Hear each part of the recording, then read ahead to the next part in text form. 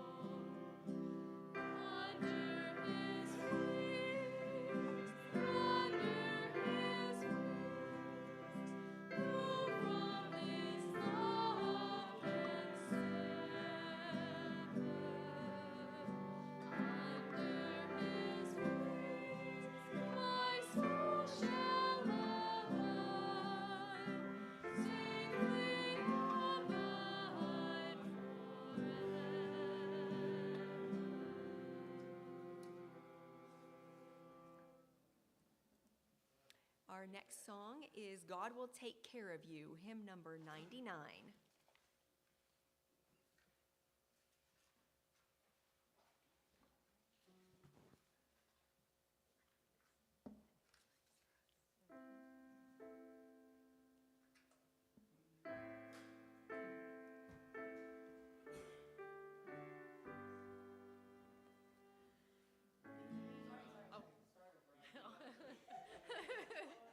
Redo.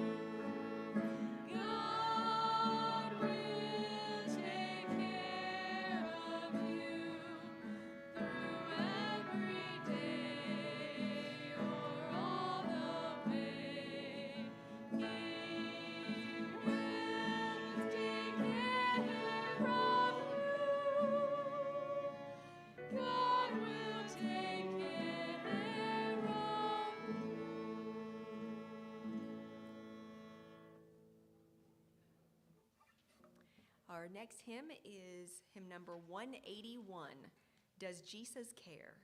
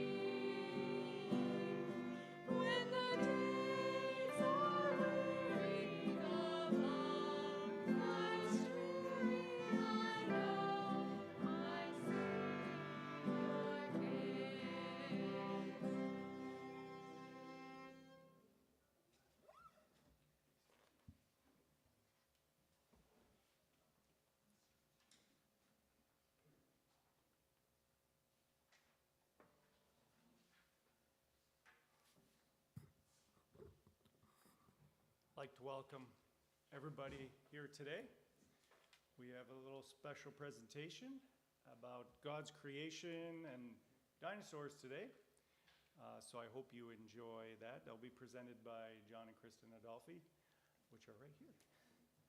We like to welcome you. Please remember to turn off your cell phones or at least silence them so we don't disrupt the church service here today. And also, if you'd like to look at our announcements, they are in the bulletin that you would have received on the way in for our next church board meeting and book of the month. And I think I have an old one here. All right, so let's. Were you going to say one other thing? Or can I say one other thing? Yes. And Laura has an announcement. We were tentatively planning to have a joint Vespers with Camden and maybe some other churches, tentatively thinking Sabbath evening, June 1st, but that date is actually not going to work, so we're going to, to be announced. We'll figure out another date. But one other thing I wanted to announce, Friday evening, June 14, mark it on your calendars at the Camden Church, Seventh Adventist Church, just up the road. There's going to be someone named Stephanie Dawn with a special music program. She's really been a blessing to me when I've listened to her online in the past. I've never heard her in person. But anyway, June 14th, that's a Friday, I believe it is, 7 p.m. We'll get an announcement in the bulletin. I'll let Fred know one of these days to get it in the bulletin. But anyway, just wanted to let you know. Thanks.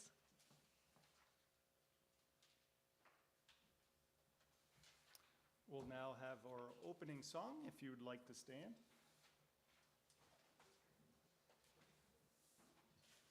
It is hymn number 554, "O Let Me Walk with Thee."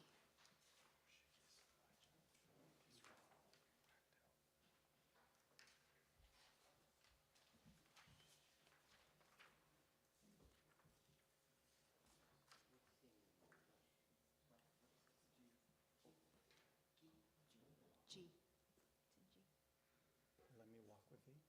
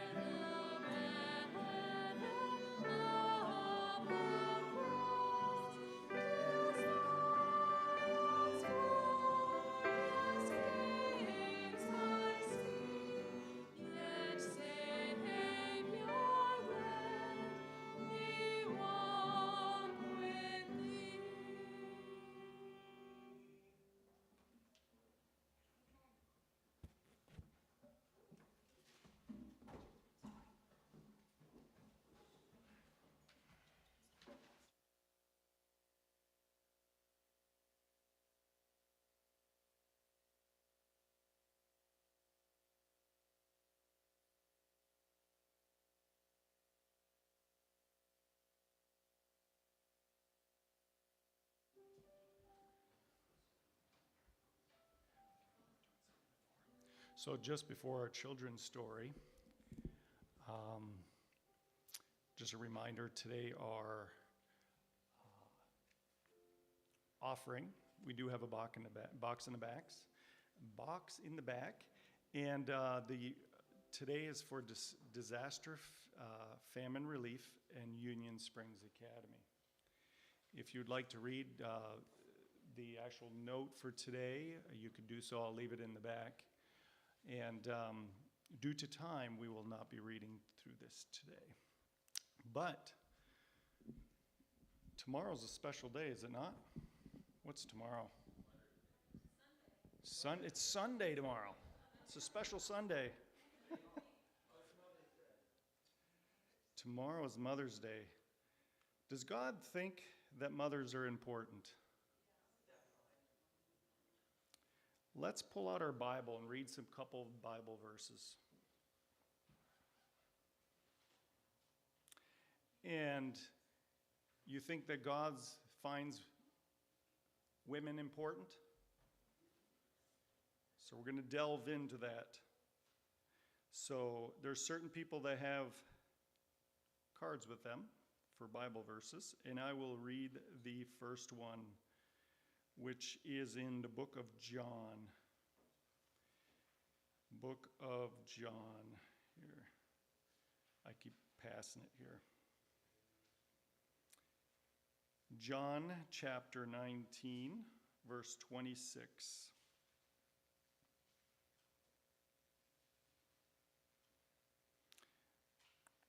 When Jesus saw his mother there, and the disciples whom he loved standing nearby, he said to her, "Woman, here is your son." And to the disciple, "Here is your mother." From that time on, this disciple took her into his home. That's how God thinks women and mothers are important. Number 2, next verse, Genesis 3:20. And you got the microphone? Okay, good. Let me turn you on. Do you have it on? Yeah, it's on. Yep. Oh, sorry. Adam named his wife Eve because she would become the mother of all the living. And how many women was that? Once she had any children yet? But yet she was the mother of all. We have some women in here who had never had children, but are still a mother to all. Next, number 3. Who has number 3? Who has number 3? Elijah. The front, no. And then who's number 4? Okay. Let your father and your mother be glad, and let her who bore you rejoice. So it's supposed to be something rejoicing to have children, isn't it? Number 4. Honor your father and your mother, that the days may be long upon the land which the Lord thy God giveth thee. Chose that one special for you. Number 5, Alfredo. If each of you is to fear his mother and his father, observe my Sabbath. I am the Lord, that your God. So you're supposed to honor your parents, huh? Number 6. She is clothed with strength and dignity. She can laugh at the days to come. She speaks with wisdom, and faithful instruction is on her tongue. She watches over the affairs of her household, and does not eat the bread of idleness. Her children arise and call her blessed. Her husband also, and he praises her. Many women do noble things, but you surpass them all. Charm is deceptive, and beauty is fleeting, but a woman who fears the Lord is to be praised. Honor her for all that her hands have done, and let her works bring her praise at the city gate. God has taught us to honor our mothers and tells us to love them and take care of them, right? The Bible is very clear in explaining that. So what does love look like that we must portray to each other, especially our mothers? Last verse.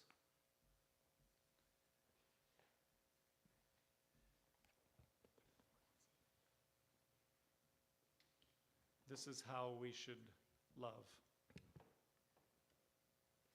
Charity suffereth long, and is kind. Charity envieth not. Charity vaunteth not itself, is not puffed up, doth not behave itself unseemly, seeketh not her own, is not easily provoked, thinketh no evil, rejoiceth not in iniquity, but rejoiceth in the truth, beareth all things, believeth all things, hopeth all things, endureth all things. And that was 1 Corinthians 13, 4-7. We want to thank you, mothers, and the ones that are mothers to others that may not have children to your own. You all have an influence on other people. Let's pray. Heavenly Father, we're thanking you and praising you for creating wonderful mothers who care and love for their children, their husbands, and their grandchildren, and their great-grandchildren. You've given them special hearts, and we ask that you fill them with your Spirit so they can do what you've asked them to do, to teach and love and raise our children right, and take care of their husbands too. We thank you, and I thank my mother for being such a good mother too. We thank you, and again, in the name of Jesus, amen. We'll now have our children's story.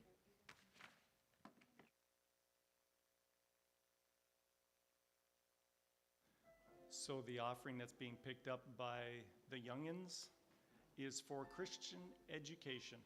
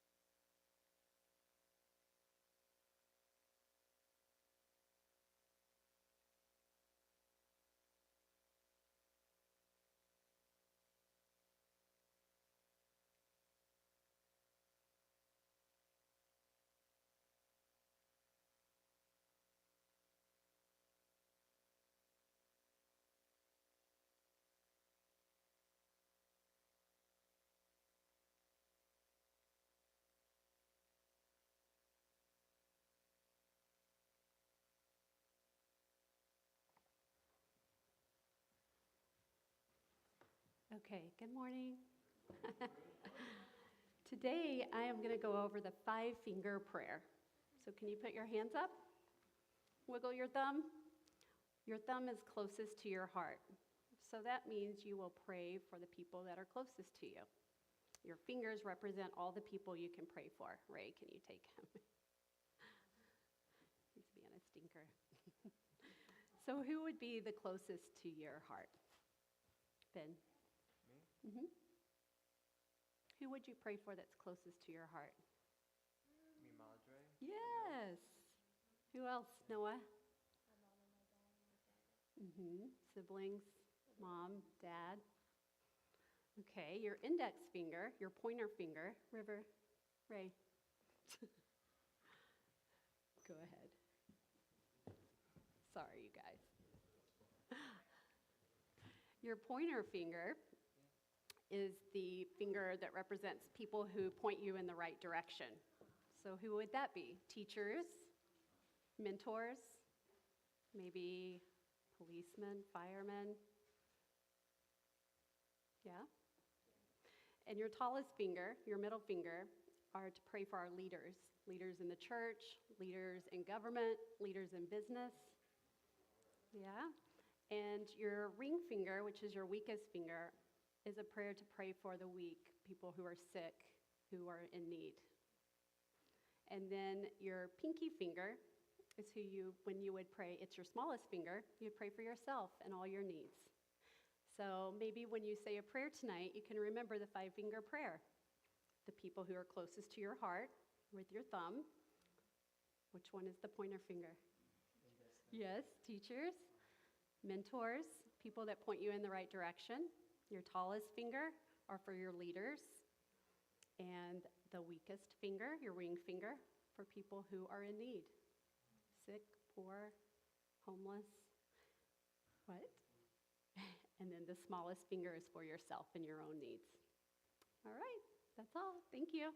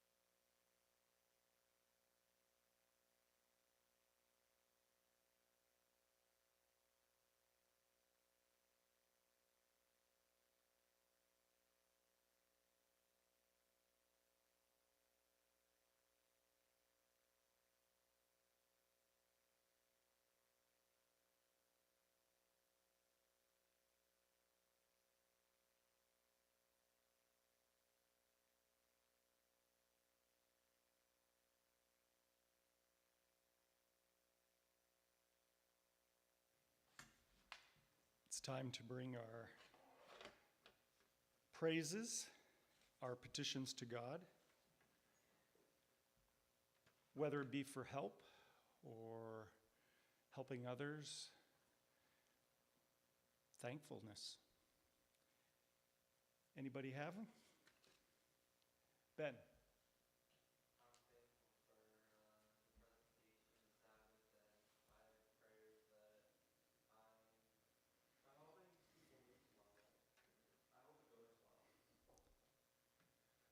All right. Somebody's moving? Yeah. You're moving? No. Oh, okay. All right. Missy. Yeah. Oh. That's right.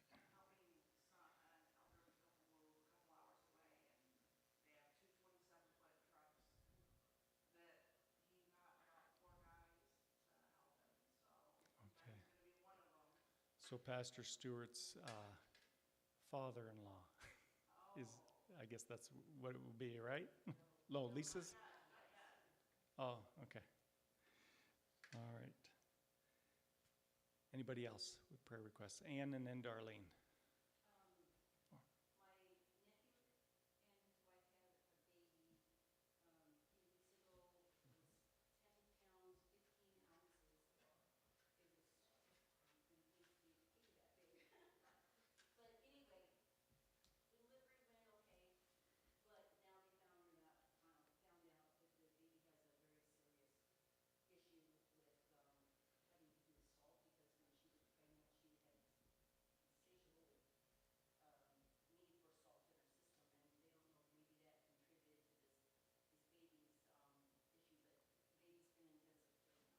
Okay.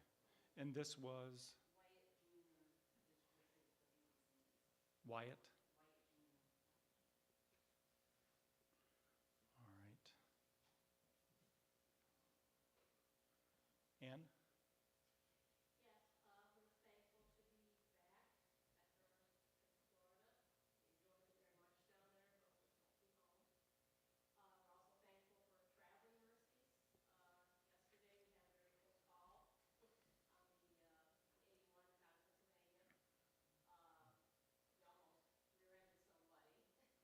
Gotcha. Thankfully, there was an out. We had to do an area where there was a wide left shoulder, so we were able to Go around. turn around. But if it hadn't been for that shoulder being there, we would have probably hit them. They pulled out in front of us, and they just crawled. They probably should have just crawled, and they had sat there, Yeah.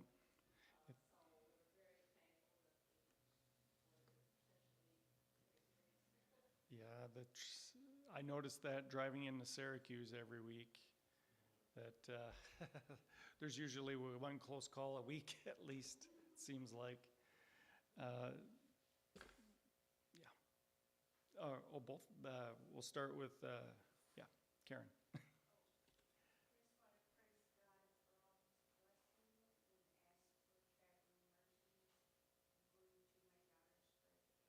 Yep.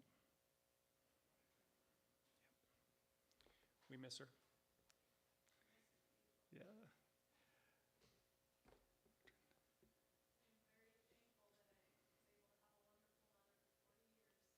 Mm-hmm.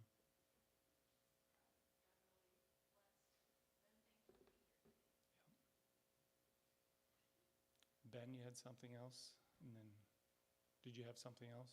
Yeah, go ahead.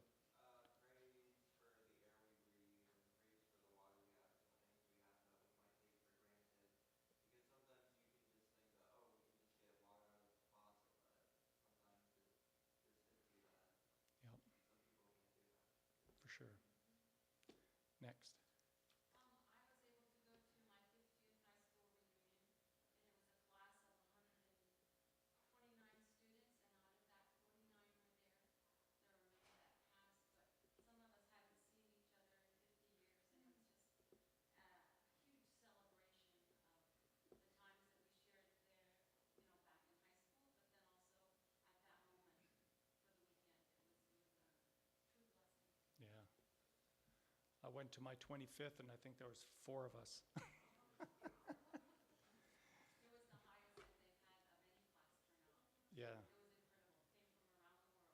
It seems like the younger cultures are not putting as much importance into that because less and less of people are going.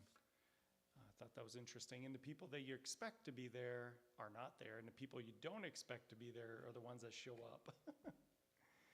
Anybody else before we pray? All right. Mm-hmm. Okay.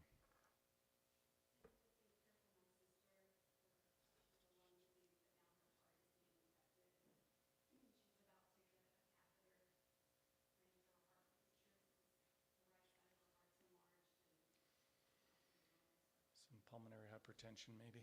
Yeah. Anybody else?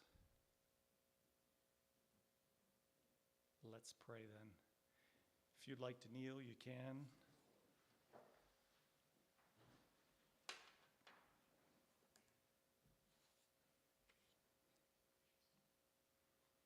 Heavenly Father, we're thankful to be here on the Sabbath day that you created.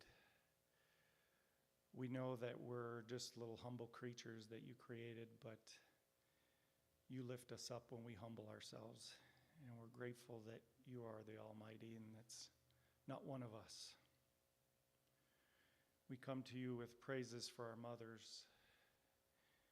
Some of us don't have them anymore and miss them, and some of us still have us. Help us to be grateful to them while they're with us. Help us to respect them and love them. We're thankful for the people that have been traveling and the people that are going to travel. We're thankful that traveling mercies are there always, protecting us. We never know when we would have been in danger. Sometimes you protect us without us knowing, and sometimes we see you protecting us with things that happen on the road, things we do while we're working. We thank you for that safety, and I'm sure in heaven you'll be telling us all kinds of stories of when you kept us safe when we were not. We want to pray also for traveling mercies to California for Kristen's graduation. Karen's. Catherine's graduation, sorry. Getting mixed up in my names. We ask that you keep them safe and they have a good graduation, that the weather will be nice and they have a good time. We also pray for the people that are moving, or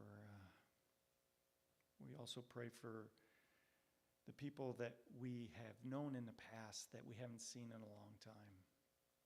We have a tendency to forget about them when we're not around them all the time, but when we get with them, we find the joy that we had in the past, and we're thankful for them. We pray for our friends that we haven't seen in a long time, and we ask that your Spirit reach them and you comfort them and you bless them.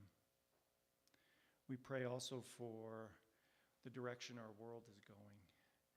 We ask for a hedge of protection around us and the ones we love. We pray for our leaders that make decisions every day. We want you to influence them to do your will, to do the things that are right to do. We want to pray for Renee's sister, having a lot of health issues. She's not the only one. There's many in the congregation, family of congregation, that are in need of healing. We ask that you intervene.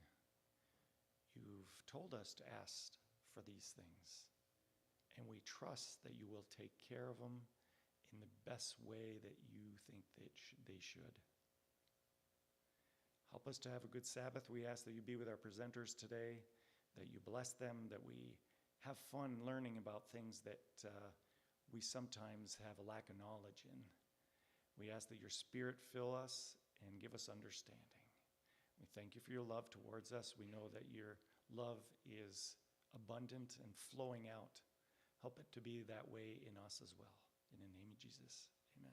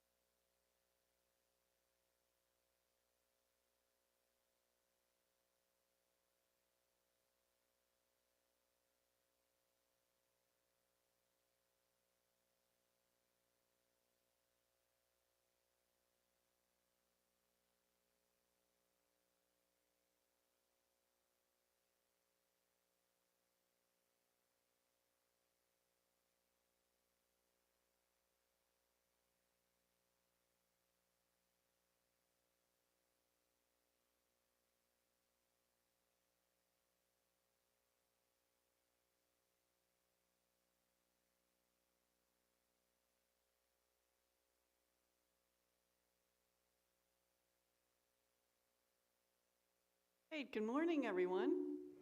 Is that too loud? Am I okay? All right. So this morning, we're going to do something fun. We're going to talk about dinosaurs. And we're going to do a Christian perspective because there's a lot of confusion out there, especially amongst Christians as to, what they were really like. And I think people are confused on how to relate to them because, big scary monster, loving God, not sure how that all fits together. I think most people struggle. So what we're going to do is we're going to answer a few questions. Did dinosaurs exist? Believe it or not, we get asked that fairly regularly by Christians, so I'm going to bring that up. Did God create dinosaurs, and why? What were they like?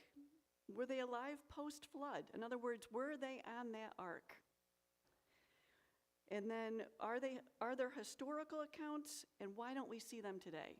There's a lot of other things we could cover, but we're just going to cover those for the sake of time. Okay, so did dinosaurs exist? That shouldn't be a question, but again, it is. Yes, they existed, and no evolutionist did not make them up, and they did not make up the bones. Job 40 should be sufficient to answer this question for everybody. If you haven't delved into that and tried to figure out what animal would match up with those characteristics, I'll take just a second to scan a couple of them. The ones in blue are a little bit more generic. It's a behemoth, so something big, and I made it along with you. In other words, God's talking to humans, to Job. His strength is in his hips, his stomach muscles, sinews of his thighs are tightly knit. So generic things that you wouldn't necessarily know, okay, that doesn't tell me what this animal is. But the ones in green, he eats grass like an ox, so that eliminates some animals. He moves his tail like a cedar. Its bones are like beams of bronze. Only he who made him can bring near his sword. And the river may rage, yet he's not disturbed. So there's a few clues here. And we're not going to spend a lot of time on that, but just quickly, the behemoth in that chapter is not the Leviathan. It's pronounced different ways, but anyway, that's not the same animal. And so if you tried to take the different examples there in that chapter and figure out what animal that is, you'd probably come up with a dinosaur, one of the plant-eating ones, like a Brachiosaurus, an Argentinosaurus. But it's a behemoth that has a tail that moves like a cedar. So that, some people try to say, well, it's an elephant. Well, a tail like a cedar is certainly not going to be an elephant with their piddly little tails. That's just not going to work. So something like this, though, his bones are like beams of bronze. So that means, okay, an alligator does have a great big tail, but not very big. The legs aren't very big. None of its bones are terribly big, so it'd be kind of hard to say it's an alligator also. So in my mind, something that has bones that's a leg bone of a dinosaur. So something with bones like that in its legs more accurately fits what Job is talking about. So long story short, you have biblical evidence of a plant-eating dinosaur. You have fossils, and there's footprint evidence all over the world of them trying to escape the waters of the flood. So for multiple reasons, yes, we'll just leave it at that. There definitely were dinosaurs. Oh, I think that one was a video. Okay, so question number 2. Did God create dinosaurs and why?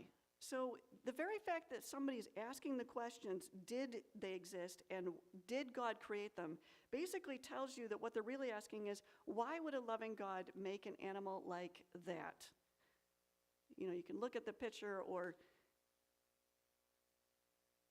this is typically what scares people. Big teeth, fangs, claws, runs fast, chases people potentially. Can't quite wrap my mind around a loving God and this thing. So that's what was really bothering people, is things like that. Probably not some plant-eating ones. So the bottom line is, we're afraid, I think, that God, in the back of our minds, I think we're afraid that God isn't going to be like I really hope and picture he is. I really, honestly, through the years, think that people are really holding that kind of thing in the back of their mind. But you have to go into every hard subject in the Bible and every topic you don't understand with the assumption that God is good. 100% starting point, God is good. So let's kind of investigate it with that in mind. So digging a little deeper, do we think God didn't make them because they're scary? So we've always assumed and portrayed them as, big, ferocious, gray, it's just, beasts that terrify us. But we now know that some of them had color, some of them had stripes, they had patterns. We don't know all of it yet. It's very limited what we can do to figure out, what they were like. There's imprints, some imprints of skin of dinosaurs that are fossilized, but in general, it's typically a bone that's fossilized. And so they're coming up with different ways to investigate, like the color. There's ways they can test the residual stuff in the fossil. So they're starting to get a better picture of it. I think it's going to take them a while before they fully figure this out.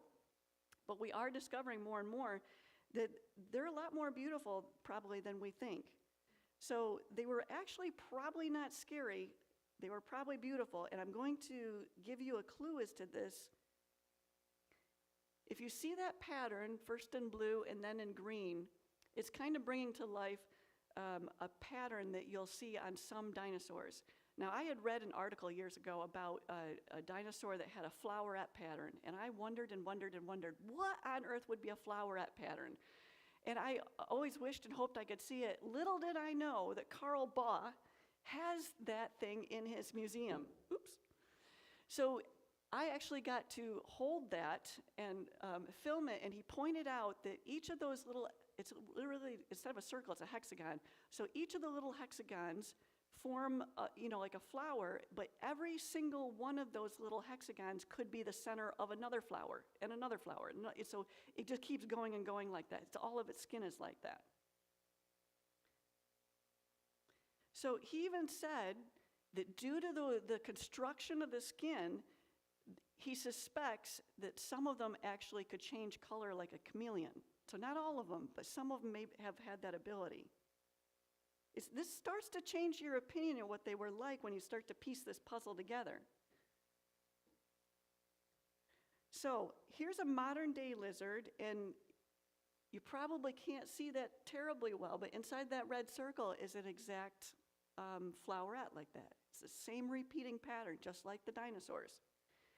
So although lizards are not dinosaurs, and you'll have your head chopped off if you imply that, because the evolutionists will have a hissy fit, if you just kind of broad scope creation and step back before they got all their categories and all their science built on top of science and all their whole, ways of dividing up all the species and stuff, just go back to the Garden of Eden. And if you see, like there were big dinosaurs and there were little dinosaurs, and there were big lizards and there were little lizards. Now, our modern way of dealing with them is to call lizards and dinosaurs two different things, partly, because of the time difference, but partly because it's the way their legs are attached. It's the metabolism and different things about them. They feel that they were two different creatures. But broadly speaking, when God created these things, they're very similar. So, from hoods, on the head to, horns and those ridges and, the colors and stripes and all the different kinds. There are amazing lizards today. Now, do we have some gray lizards or tan ones that are kind of boring? Yeah. Do some of them look a little bizarre? Yeah. But some of them are very beautiful. So we have to at least take that into consideration. When we're trying to create a picture of what God created, we have to factor this in. So many, like I said, are amazing. The colors are just fascinating, the designs. But a Christian perspective on dinosaurs has to start with Genesis 1:1. In the beginning, God created the heavens and the earth. And it was very good. I mean, that's the foundation. So whatever happened post-sin was not his fault, and it certainly wasn't the way. Plan A was magnificent. We're not on plan A. So, again, if you look at a Jackson chameleon, for example, you're not looking at a baby triceratops or a dumbed down version of it. They are built differently. So I don't want to, I don't want in any way get somebody thinking that I'm saying lizards are chameleons, or lizards are dinosaurs. But again, very similar in skin, very similar in, some of the shapes and stuff, and so it gives us a good idea of what they were like. Okay, so back to our question. Do we think that God didn't make them because they are gray or weird? So, what if some were actually gray? What if they were a tad homely? That one is a tad homely. But at the same time, what if that thing was playful like a dog? We don't know. Without the personality bringing that thing to life, and without the colors, we're just shooting in the dark, and we're coming up with the worst possible version. We're twisting it in the worst possible way of what God created these things to be like. I'd have to look up the name of that one again. It's an odd name. They're all odd names. I don't know where they come up with these names, but they're all odd. So we have gray, animals today. But doesn't mean they're big and scary. They're fun and playful, and imagine again even better during creation when it was first, fully safe and fully. Everything was fun, safe, beautiful, and fascinating, and a whole bunch of other adjectives. So even with dinosaurs, we have to start with a completely different mindset to figure out this story. So this is what really our problem is with dinosaurs. The idea of a T-Rex or something from Jurassic World, if you've ever seen those dinosaur movies, might leave you with nightmares for a few nights. Some things, when sin took place, all of creation was affected. Some became meat eaters, some stayed plant eaters. Now, we don't seem to have a problem with a lion. I mean, yeah, we don't like it when they tear an animal, chase it. It's brutal, it's heartbreaking, it's icky, it's not. There's something instinctively in us that says that's not how it's supposed to be. But we don't have a problem thinking that a lion was created by God. It's a beautiful, magnificent creature that is a meat eater. So we have to allow for that same kind of, thing for dinosaurs. So a common fear is, yeah, but the dinosaurs were so big. Yes, but big isn't necessarily scary. So this is the biggest sloth fossil was 20 feet head to tail. That is one big sloth. But would it be scary? I mean, take a look at those pictures. If that don't tell you the character of a sloth, lazy, curious, dumb, funny, so what if they were 20 feet? Does that make them scary? Does that make them mean that they weren't created by God? Just because they're big or gray or weird or homely doesn't mean it wasn't created by God. We just got to, expand our imagination here a little bit. So the pre-flood world had other giant things that, like giant rats. We call them rats to kind of scare people, but they, there's other names that you could call them, but they were bigger than a bull. If you talk about a hippo-sized rat, that might tend to scare people. But what were they really like? They actually were very much like a modern capybara. And if you've ever seen a capybara, they love to be scratched. They will go almost trance-like if you scratch them. So would a giant rat that acted like that be scary? Okay, so just because they're big doesn't mean they're scary. So again, the lion shall lie down like a lamb. That whole section talks about them eating, the lion shall eat grass like an ox. So what the way creation originally was is just not what we see now. So don't judge God and paint a picture of God based on what we see in this. You have to kind of work backwards and imagine the best possible version. Okay. So to give you perspective, a modern person next to a T-Rex, they think that the T-Rexes were about 12 to 13 feet at the hip. They no longer, picture them as, like, you probably have seen T-Rexes with the head way up here, and they, like, towering over people, scaring the daylights out of them.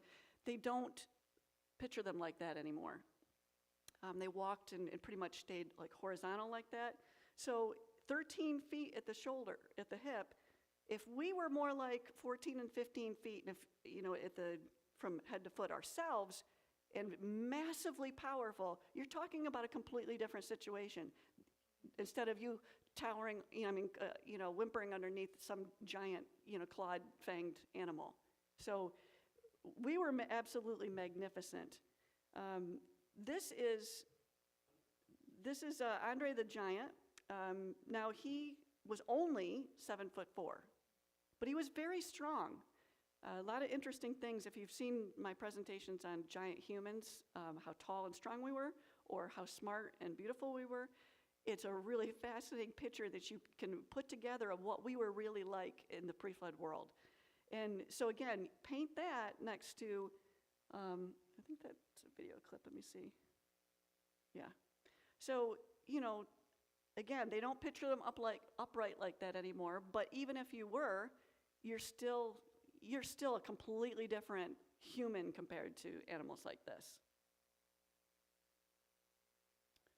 Okay, so side note, weird makes some people interested in the idea of amalgamation. You might have heard that word before. Were they amalgamated? Were they messed with? Did people in the pre-flood world do anything to them to perhaps weaponize them? I personally do believe that some of them were weaponized.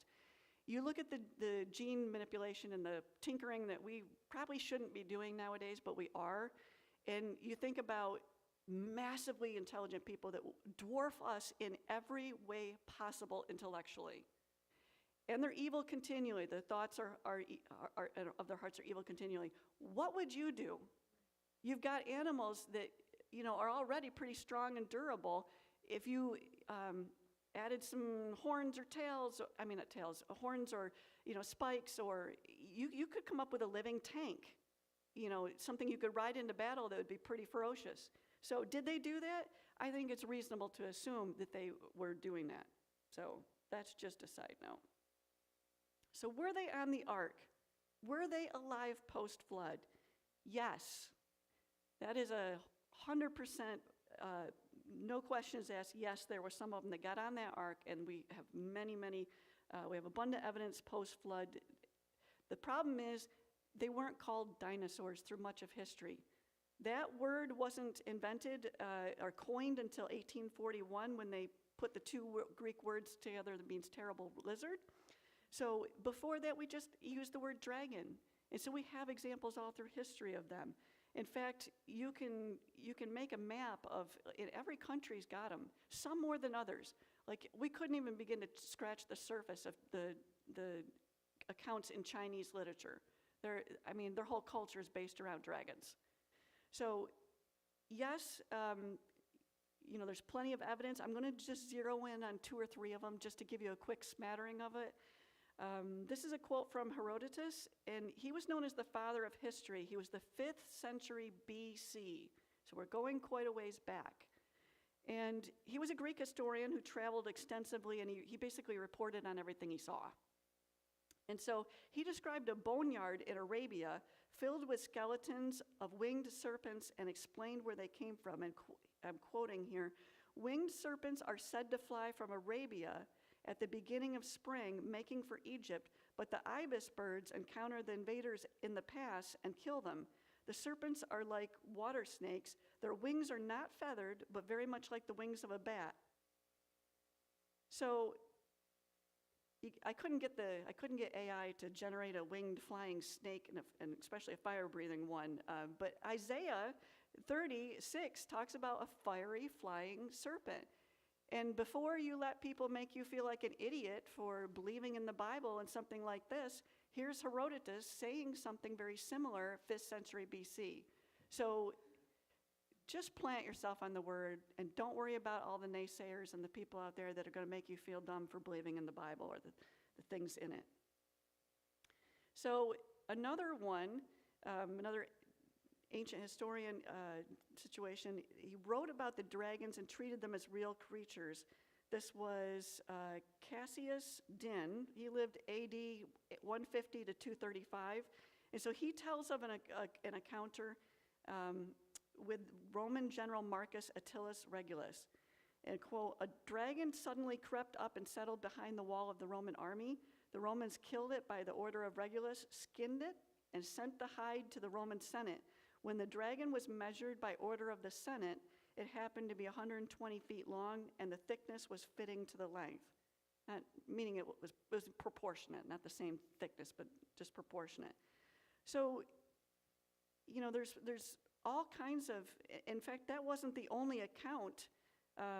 There's all kinds of accounts. Several Roman writers describe the same encounter near the Bagratus River, I believe, including Livy, Valerius Maximus, and Aulus Gellius. Don't know how to pronounce these guys. Pliny the Elder, AD 23 through 79, roughly.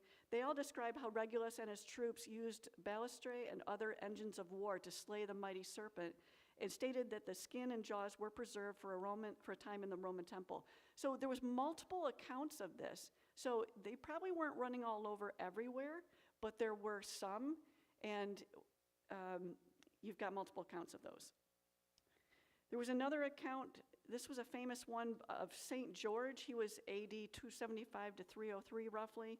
He was a devout Christian in a Roman military office, and the legend says that when he was on his way home, he's on his way to meet his men in the Diocletian's army, he got near the city of Seven in Libya, and he saw a young princess outside the city wall, and she pleaded with him to leave because she was chained up there to be a sacrifice to the animal. But he wouldn't leave, and he ended up killing it, and the only payment he asked for was that the town consider being a Christian. So, so there he is anyway, killing the beast. He found a weak spot underneath the breast of the animal, I believe. So anyway, we could go on and on and on about that, but I just wanted to give you a few of those. John, could you get the Cambodian? Every culture, I mean, whether it's Beowulf, you know, the famous story from the Scandinavians, or, you know, they're over at a temple in Cambodia and they're going along and they're like, wait, that's a no, I'm just pretending. The people going by are like, wait, that looks like a Stegosaurus. What is that doing on a temple? They should have been like gone in the fossil record. So I could give you just a ridiculous amount of examples of them through history, but just so you know, they were on the ark, they lived post-flood. There's just too many accounts of them to dismiss.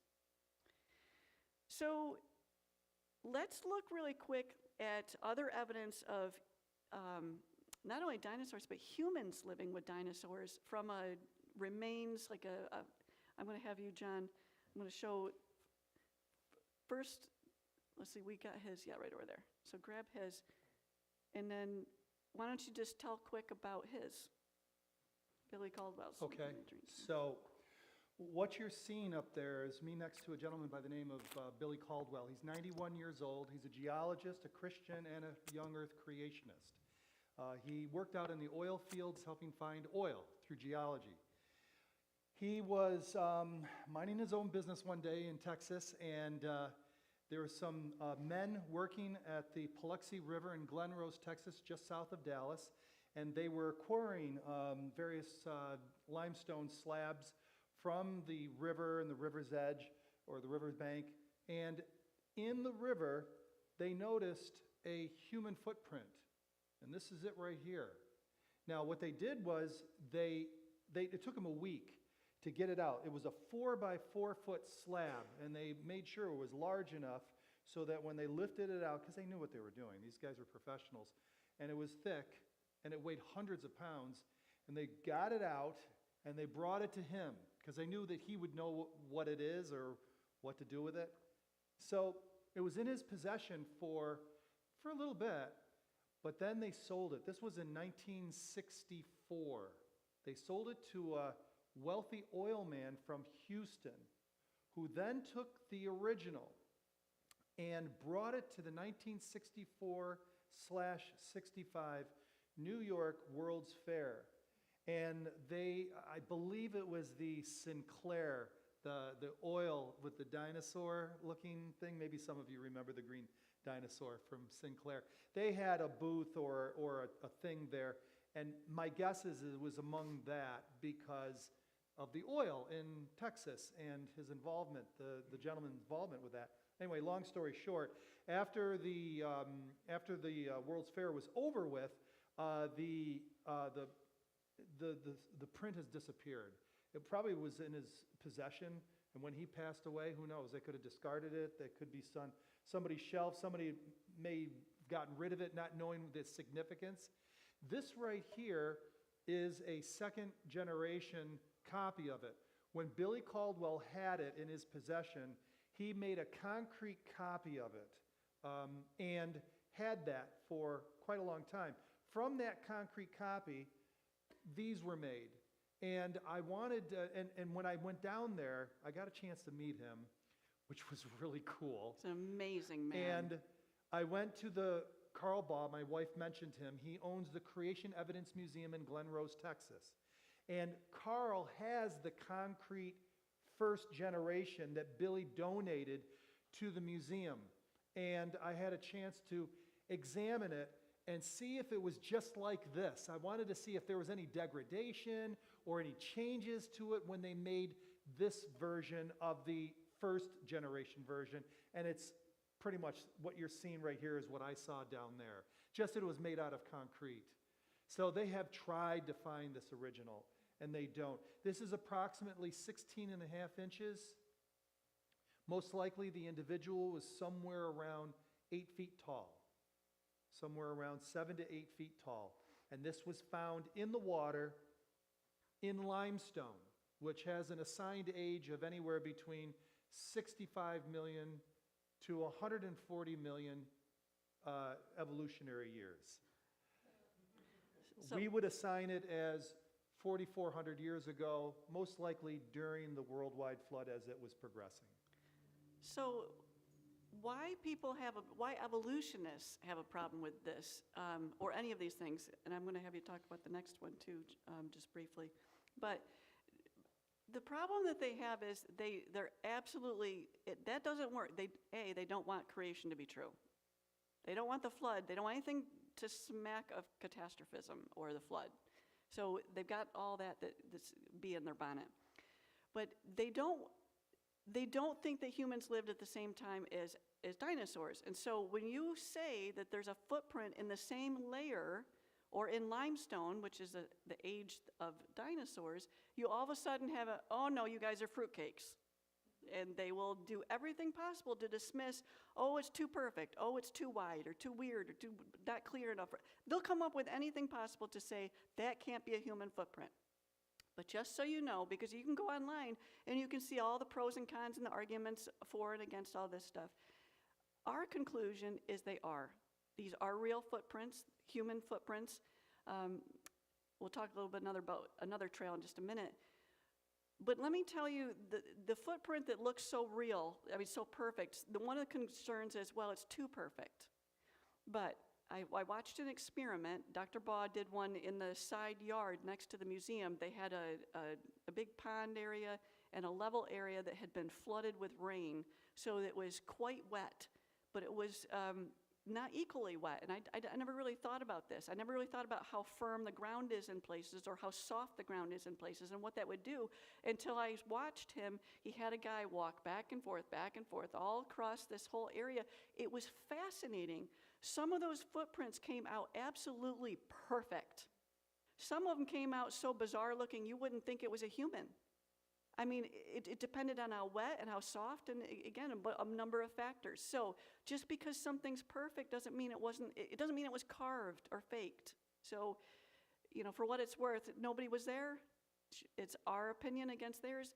The only thing that we can know is that there's the fact column, that we have these things that we saw, dinosaur footprints, human footprint, what looks like human footprints. It's up to you. You have the right to decide, and you don't have to feel like an idiot because you choose to believe a biblical worldview. So the Burdick track, I'm going to have Don just briefly explain it, but again, this one is a wider footprint, and so they had trouble thinking, well, maybe this isn't human. But they did a number of tests on it. That's why it's cut, and that you can lift up those sections. And they looked for compression, because if you had faked it, you carve out something out of stone, you cannot fake the compression of the mud underneath. When you walk on something, it's going to do something to the layers beneath of it. So that's why they cut it, because they wanted to test it. Is there anything else you want to add on that? The Burdick print is famous, and if you look into these things, you will see that on the internet or in books. Clifford Burdick found this, I believe, in the 1930s. Yes, they did sell carved human and dinosaur prints, but there weren't that many made. They sold them as curiosities and whatnot. And one of the tests is they use a spiral CAT scan, and this one they put underneath there. And like my wife said, they're looking for compression in the mud underneath the actual footprint itself. And when they find compression on the sides and underneath, you can't do that when you're carving. You can't create compression internally when you're carving out something. So that's one of the ways they use to authenticate. The Burdick print's kind of weird.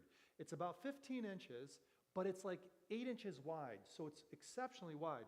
But what you'll find out, if you ever do any studying on people who are barefoot, like tribes of people, maybe you know somebody yourself, when they're barefoot all the time, is that right? Is that, yeah? Yeah, that's what happens. So what's interesting when it comes to human footprints in the fossil record, so to speak, you find some with sandals on and some with bare feet. And I don't know how to understand that completely, but you do find both. And a lot of this was mud, you got to understand. This was limestone mud that was laid down, and then the dinosaurs, can I show them one of these? Oh, yeah, please do. Then the dinosaurs would step in it, and or the humans would step in it. And this is like concrete. It gets hard really quick.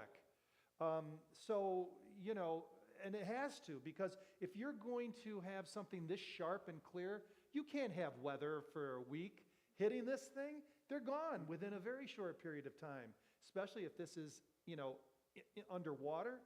Yeah, they can last, but not very long. So what they theorize, what they believe is that as the earth was spinning, the moon and the tides and everything, while the worldwide flood was starting, that sediment would come in every 24 hours, you know, and cover another layer and bring another layer in. So this gets filled in very quickly to be able to preserve the sharpness or the distinction of it. So, did I? Yep. So the Burdick print is in that museum down in Glen Rose, Texas. And by the way, if you ever get near Dallas, about an hour and 15, hour and 20 minutes south of Dallas, you've got to go see the Glen Rose Creation Evidence Museum. It's small, not tiny, but it's probably the greatest museum in the world because of what is there and what it's portraying. It's just unbelievable. And he gave us complete access. He opened up all his display cases and let us film. I mean, it was unbelievable. He's a wonderful man. Yeah. Just a quick, that footprint looks very similar to some of the indigenous people I've seen in the Philippines that their whole life they've been barefoot. And that footprint is well, obviously way larger. But Sure. basically identical to shape. Interesting. One of the things I noticed that over there is that their feet, if they've never had shoes, their feet do just that. I mean, that is the shape. It's very unique, and their feet are way shorter than mine, but much wider. Wow. You know, so that shape is basically identical to what I have seen. We should get a picture of that somehow. So you notice there's a cut right there. There's actually many cuts. And when I was there, the photographer, the museum photographer, was taking the whole thing piece by piece and bringing it into the next room. And he was photographing the cross-section portion of it. And I got a chance to film and photograph everything that he was and was assisting in that process, which was a complete privilege. Yeah, it's wonderful. So this is the Turnage, originally called Turnage Trail, but it's Lone Ranger. It's been kind of re-nicknamed. It's over 550 feet long. I'm only showing you a little piece of it. But this dinosaur was walking for over 550 feet, and at the end where he kind of goes off into basically where there's a bankment now and you can't follow the track anymore, he crosses a human trail. So, again, Last September, we went down to the Paluxy because we had heard that there was a drought that was going on in Texas last year. Shortly after that, in October, it rained really bad and it filled everything back up. But every like 10 years or more, they have this drought where the Paluxy is completely bone dry. So we hit it right at the right time to be able to do all this exploring. yeah, in fact, we got to drone what they call the ballroom, which it's an area, I don't think I put a slide in here of that, but there's so much I wish I could share with you, but we just don't have time for it all. But it's this huge area where so many dinosaurs went in so many different directions. Actually, yeah, we put the footprint of me standing in it. I'll show you at least that.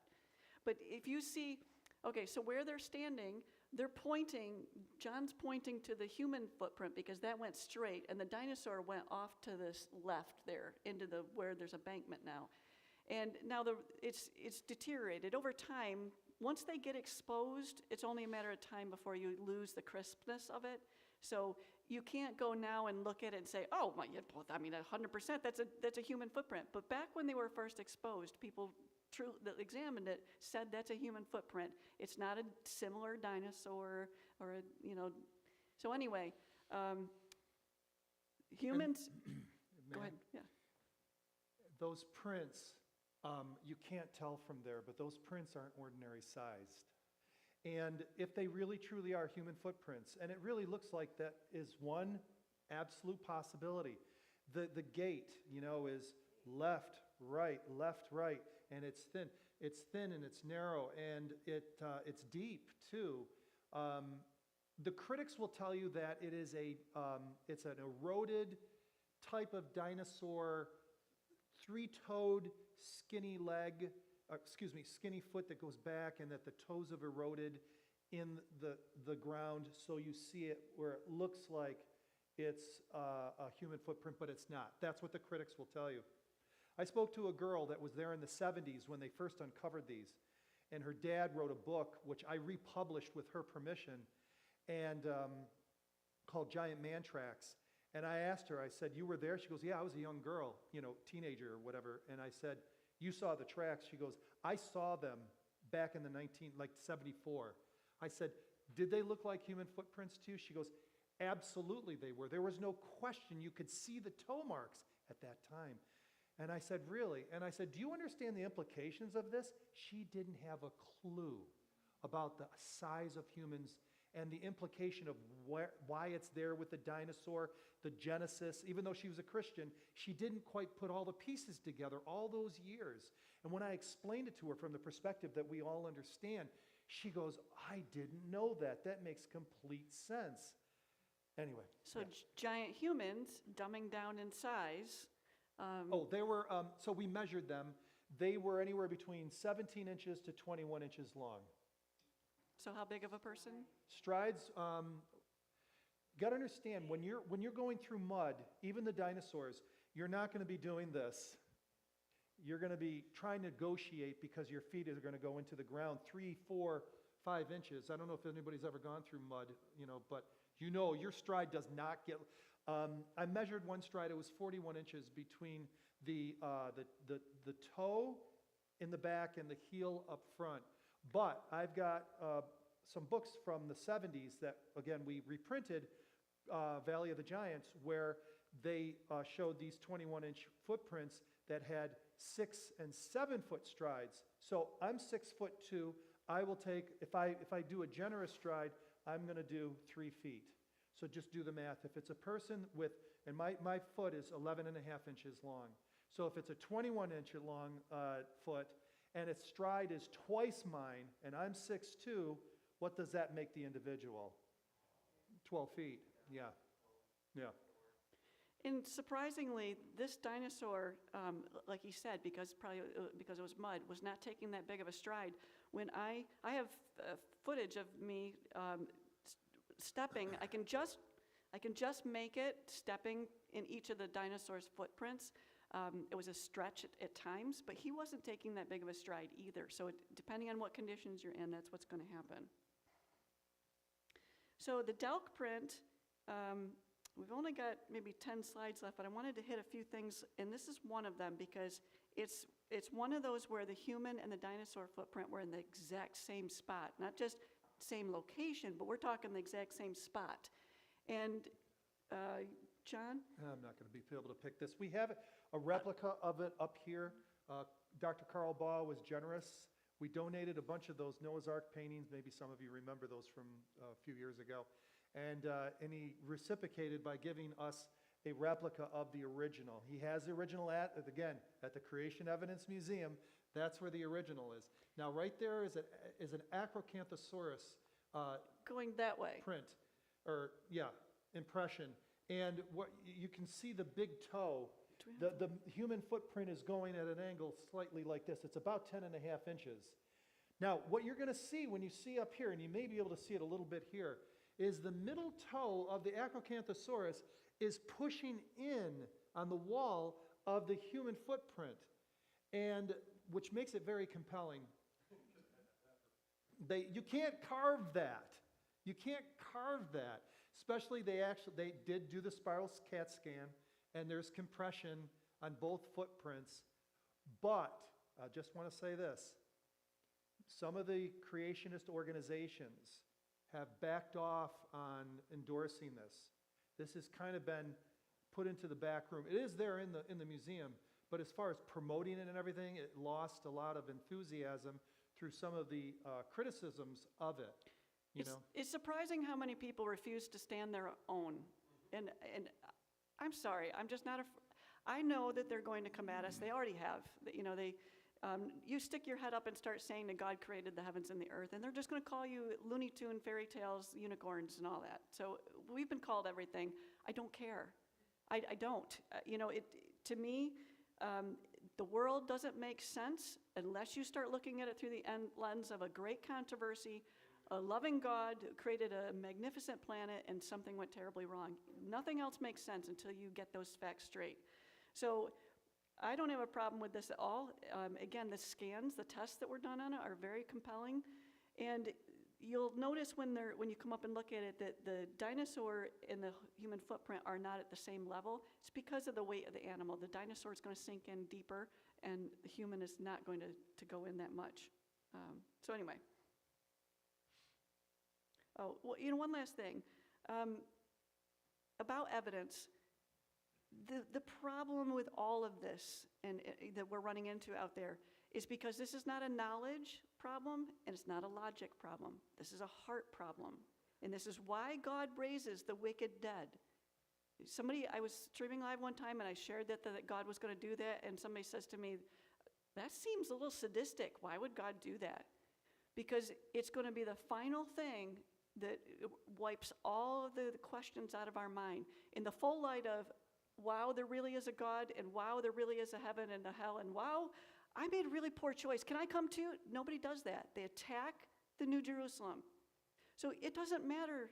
You can give them all the knowledge you want. You cannot logic somebody into the kingdom.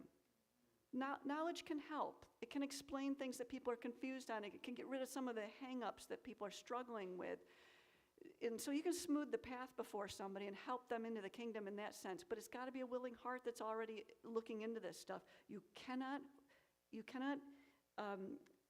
that's the point of the parable of Abraham's bosom. He's like, send somebody to my 5 brothers. Send Abraham. Send somebody from the dead. Then they'll believe. And Jesus says, no. They have the Moses and the prophets. Let them have that. And he's like, no. If you send somebody from the dead, they'll believe. He's like, no, you don't understand. Even if I send somebody from the dead, that will not change their opinion. And that's what the attack on the New Jerusalem is all about. It's that parable brought to life. Anyway. So whether I was sitting in some of these things. There was some of those dinosaur footprints that were like 16 to 18 inches deep in the Biloxi Riverbed. And we stood in them, we measured them, we did all kinds of stuff with them. But absolutely fascinating. If you're open to the truth, you'll find all of these subjects very, very fun and interesting.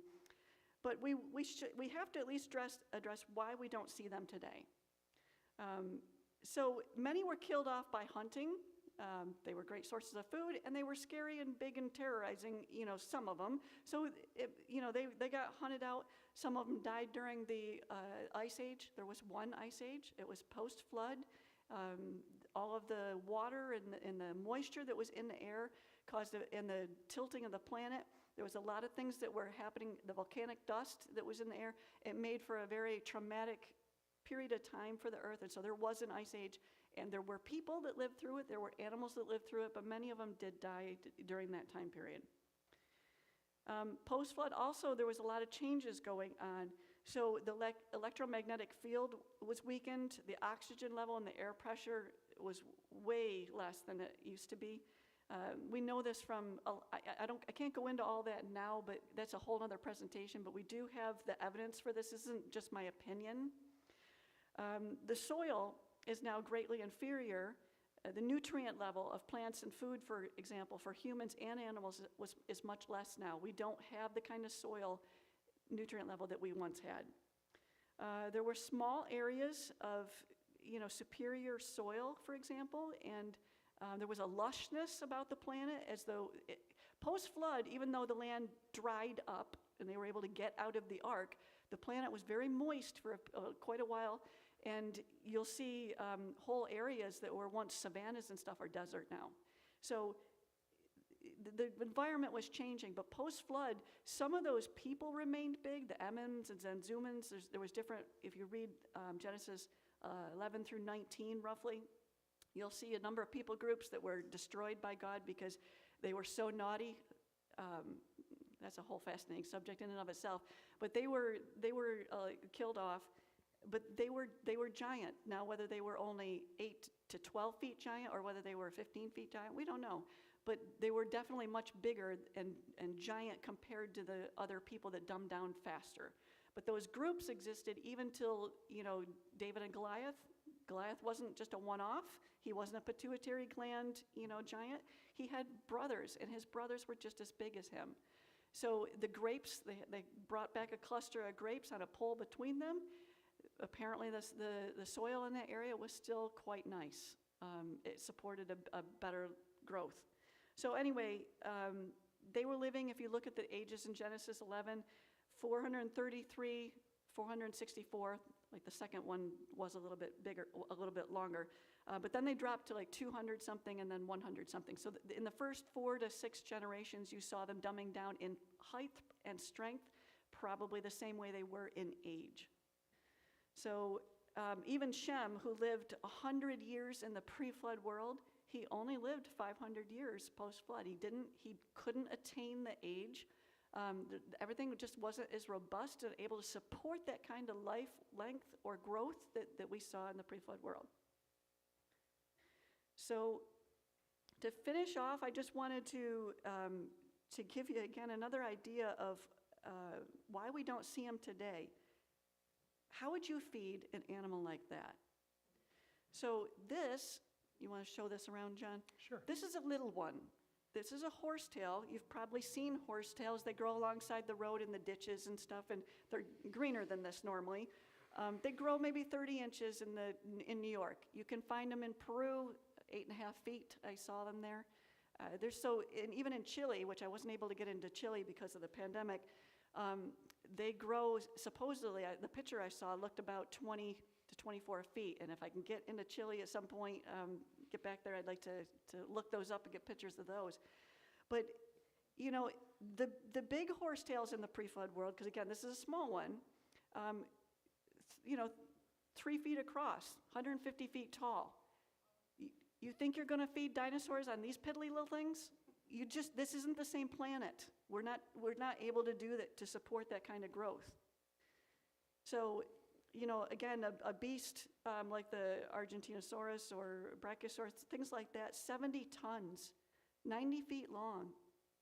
70 tons is 140,000 pounds. That's a big animal. This one vertebrate paleontologist at the University of Bristol in England said, they were really stupidly, absurdly oversized. In our feeble modern world, we're used to thinking elephants are big, but sauropods reach 10 times the size elephants do. They were the size of walking whales. That's what he said. So the sauropod diet, to get a kind of an idea, they were trying to figure it out, and they said elephants spend 80% of the time eating. An animal that was 10 times an elephant would probably need 100,000 calories a day. And so they said they would have to eat as fast as they could, as much as they could. But I don't know if that's necessarily, I don't think you have to picture a frantic just snow plowing through the ferns and just eating as fast as you possibly could. Again, if the nutrient level was higher, you wouldn't need necessarily to eat the volume that you're talking about. So anyway, they did have a cube, the American Museum of Natural History had a cube, 1,000 pounds of foliage to show the staggering, quote, staggering amount required daily to feed them. I've never been able to find a picture of that cube. If anybody sees that in any of the museums around, or apparently it travels, so get a picture of it for me. I do want to play this one thing for you. Hopefully you'll be able to hear it. If not, we'll go on to the next thing. Let's see. From the bones that were found, we've calculated that Dinorsaurs was a colossal 35 meters long and weighed as much as 75 tons.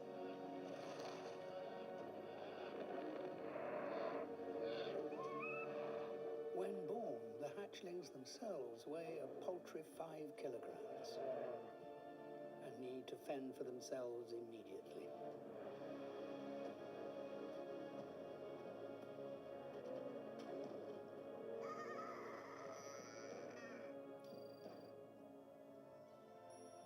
From studying the embryos and looking at the bones of the adults, we know that the growth of these giants was phenomenal. Over 40 years, they grow from 5 kilograms to an astonishing 75,000 kilograms. At their peak, it's been calculated they grow up to 40 kilograms every day. So I know that's in kilograms. It's a little bit confusing to us, but that growth rate is obscene. I mean, that's crazy. 44 kilograms is 88 pounds a day. It's growing 88 pounds a day. You talk about sitting and watching grass grow. You probably could watch that thing grow. That's crazy. So, for now, I don't need to add the sound on that. So, I may be puny at this point, but someday, when we're probably 3 times our current size, we'll play with our new friends without worrying about being stepped on. It's going to be a different world. And just so you can let your mind imagine a new heavens and a new earth, just imagine playing with these things. Imagine the beautiful colors and maybe even changing colors or iridescence that perhaps some of them had. Only an accurate, only an accurate biblical worldview, only an accurate picture of God is going to explain the dinosaurs to you. And I hope that this has given you a little bit of a glimpse and cleared up some of the misconceptions, because I think that probably, again, if you picture the chameleon colors only on these animals, I think it was a magnificent, amazing, amazing world. All right, so that's it. We do have I didn't. Will you show John these two? Yeah, so we just shared this last night on our YouTube. One quick thing. The reason why I want you to see this is because, again, to understand the difference in the environment and what it supported and why we don't have these things today, this is a good way to grasp this. And if you don't get a good look at it, we'll have these up here so you guys can take a good close look. Last night on YouTube Live, we do a live and we do videos. If you guys are interested in going there, just Lost World Museum or my name, John Adolphi, and you can watch a bunch of videos that we have, or join us when we do our live. Last night we did an unboxing, and this right here in my hand is a sloth claw of today, and this right here is a replica of a sloth claw from pre-flood, post-flood. So you can see that there's a difference. One is about 3 foot, and the other is up to 20 feet. I mean, it's amazing that they called them megafauna. That's the name of the large mammals that they say were, 1,000,000 years ago, let's just say, to 10,000 years ago. And let me tell you a fun fact about sloths, because I had to do some research for it, talking about sloths today. Do you know when mating season takes place, do you know what the males try to do to each other in order to outdo one another? They try to throw each other out of the tree. In slow motion. But a sloth can fall 100 feet without dying. It would take a long time. Imagine the death scene of a sloth. Oh my goodness. 100 feet it can fall. I mean, that's not an ant. That's a mammal falling out of a tree. And that's pretty remarkable. They can also swim 3 times as fast than they can walk on land. They're fast swimmers. Who would have known? The final thing is I would like to request prayer for our ministry. Our next step is to get out of the house. I mean, it's okay to live there, but we got out today. We're really happy about that. We've got to set this stuff up in a building. We need a pole barn. There's no room in the house to set these things up. We have so many artifacts and so many displays at this point, and we'd like to be able to stream live in front of them and be able to go to the world instead of having people come to us. Because a museum, you can only fit so many people through. Our friends in Glen Rose, they said we can't fit 5,000 people through in an hour, and we're getting sometimes 5,000 people through in an hour on one of our videos. So we need a building where we can stream live. We had one come up for sale right on the edge of Phoenix, 2 minutes from our office, $129,000 for a 40 by 80 foot pole barn. It would have been perfect. And I didn't think there were any showings on it. I was watching, and I was getting ready to set up our GoFundMe type thing. It's a Give, Send, Go thing. And I was going to set it up so that we could try and raise the money to be able to purchase it. But I didn't know that they were splitting a property, and somebody put an offer in on the house and the pole barn too. So we lost the perfect location, but we're praying that God will provide something better or equivalent. So if you'd please keep that in prayer. And when we do have we're going to film a video so that explains what we as a museum are all about. When we post that, then we'll start sending out the link to the Give, Send, Go so that anybody that does, want to donate can. But if you would pray for that, that's our next step. Yeah, and this is not just going to be like a pole barn or a museum. He almost puts you to sleep. Do you know what they're doing now? This YouTube thing has become an industry for many people. More people are getting into it than ever before, especially since the pandemic. People are turning their offices at home, a bedroom, corner of their dining room into studios.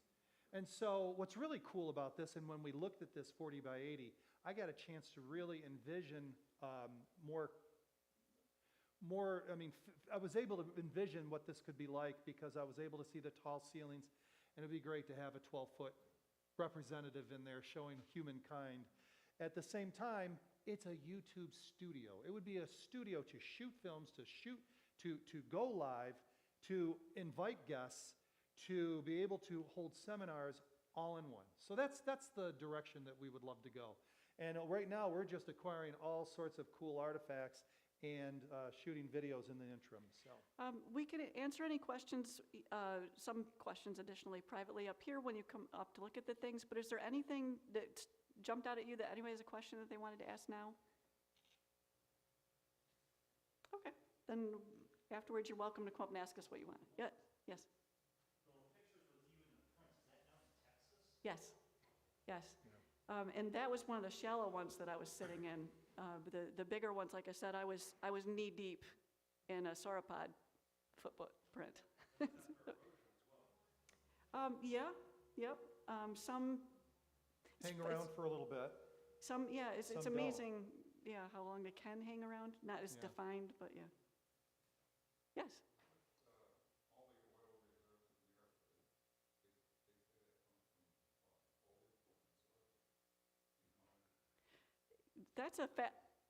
That's a fascinating topic because some things turned into coal, some things turned into oil, and some things turned into natural gas, and it depended on the conditions and how they were buried and how much water and how much minerals and various things that were happening.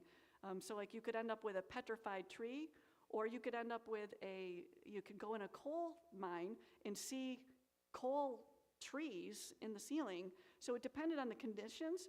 But yeah, obscene amounts of stuff were buried. People, in fact, I saw this argument, there was a debate between a creationist and evolutionist, and the evolutionist said, see how thick that stuff is? You'd have to have millions of years to come up with all of that stuff.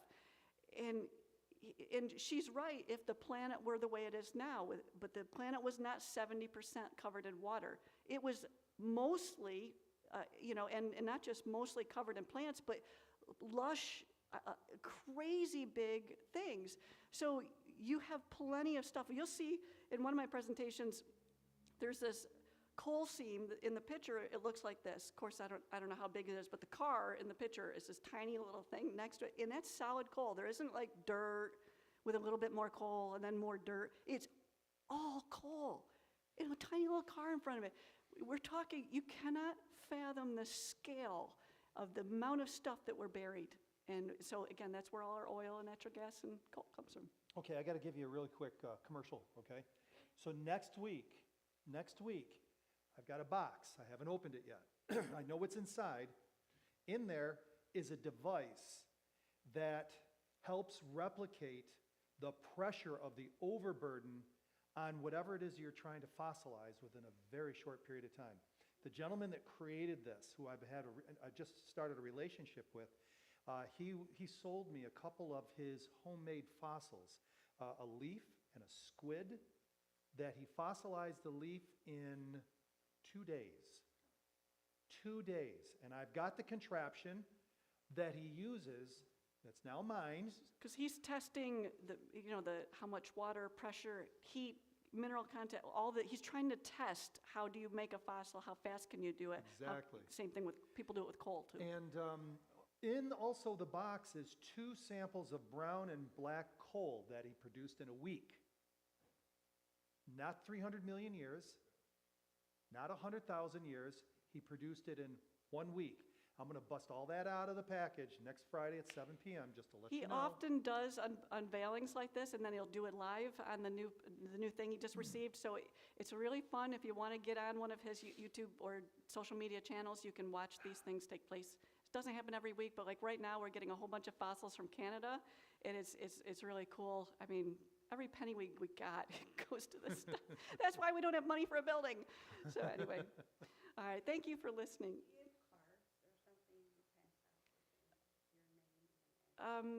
Did you bring the clipboard? We didn't this time. We normally do. We can give you it's Lost World Museum, or you can look up John Adolphi on YouTube. Either way, but Lost World Museum. Now, how many of you have ever subscribed to anybody on YouTube before? Okay, apparently not everybody here. Let me just kind of give you a tip. When you're on somebody's YouTube page, you'll see the little subscribe button. Usually everybody's saying, and subscribe, and like me. They always say that in their videos. Anyways, when you see the subscribe button, you press on it, and then you're going to see a little bell next to it with a drop-down arrow, okay? So you subscribe. You probably never hear from them again if you just subscribe. You won't hear from YouTube.